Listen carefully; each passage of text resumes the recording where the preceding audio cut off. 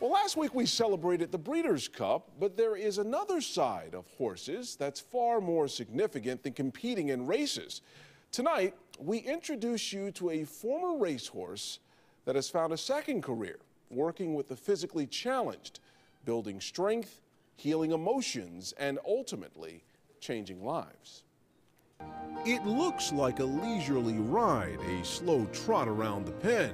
But what you are actually watching is a patient working with a therapist. Just some of the mechanics of the horse when you're sitting on a horse, at least for me, and I think for everybody, it requires a lot of core strength and it requires a lot of flexibility. And so just the act of staying on the horse itself is therapeutic in a way that I think would be difficult to replicate. This is Pam Schmidt. She has congenital hip dysplasia, born without hip sockets.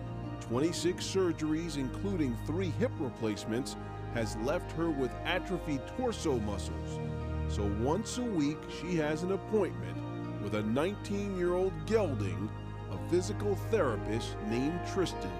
You want to get your core stronger. I think it's a great way to do that. And if you've got some sort of issues, and a lot of people do, if they've got like a balance issue or if they've had a lot of surgeries or something like that, starting off with a therapeutic rider is really the right way to go. And it's not only physical. Hi, Max. Hi, Susan. Nice to see you. Max Newman is a 7-year-old autistic child. He's avoided physical contact and struggled to communicate since 8 months old. But therapy with Tristan has opened up his world. Today when we try to get him on a horse, he might not like it, he might refuse, but we're going to hear him say very succinctly, "I want to get down."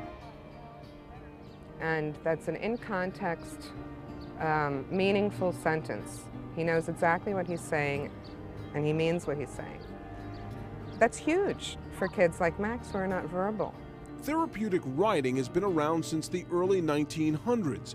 In fact, President Franklin Delano Roosevelt rode horses as he battled polio.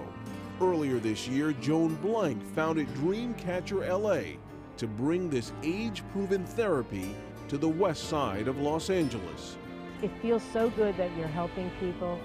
There are so many children with autism, Down syndrome, Asperger's. When a rider gets off Tristan or Sassy and they say, "Boy, that was fun," that's what it's all about.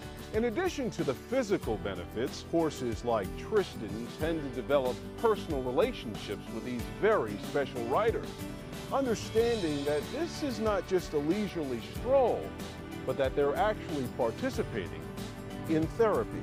I've seen able-bodied riders get on these horses and they are running and jumping and they're alert and they're much more active.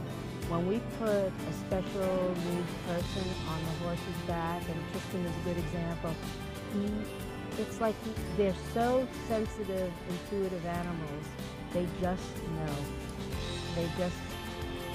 It's within them to know. It's beautiful. It's really beautiful to see.